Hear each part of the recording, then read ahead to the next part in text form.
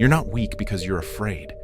You're weak because you obey the fear, that voice in your head, the one that says, don't do it, you'll fail.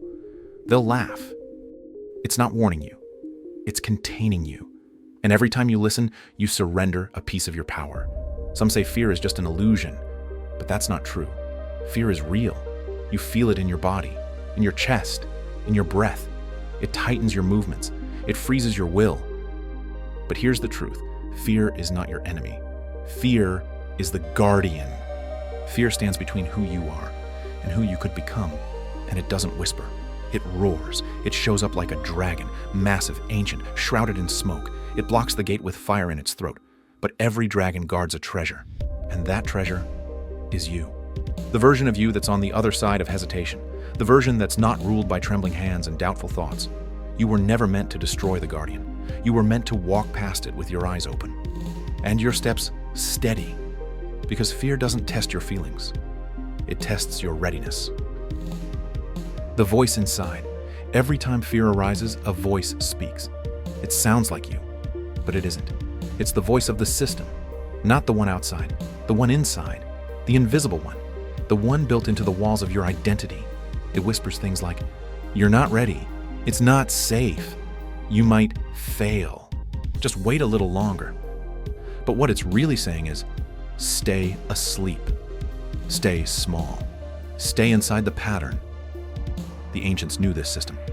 Plato called it the cave. Others called it the veil, the matrix. But you don't need names to recognize the prison. You just have to hear the voice and choose not to obey.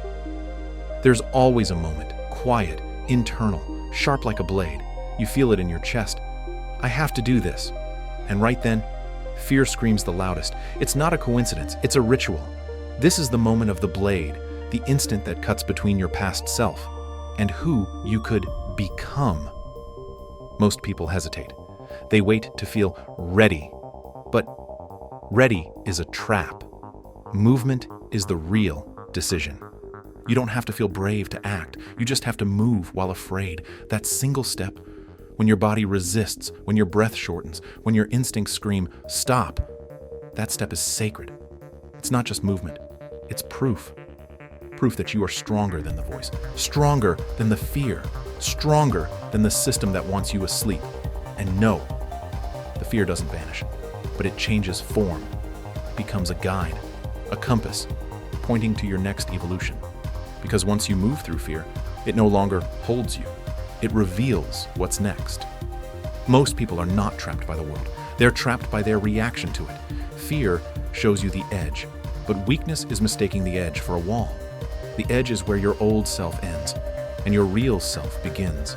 And every time you face fear, you burn through that boundary. You dissolve another piece of the illusion that said, this is who you are. This is the war, not outside, inside, between your becoming and your obedience. The path of power. Power is not a burst. It's a path forged step by step in quiet, sacred choices. When you speak, even with a trembling voice, when you step forward, even with doubt, when you move, even in darkness, each time you do, you remember. You remember what the system made you forget, that you are more than the voice, more than the fear, more than the program. You are what remains when the fear is loud, and you move anyway. That's how you change. That's how you evolve. That's how you awaken. And freedom?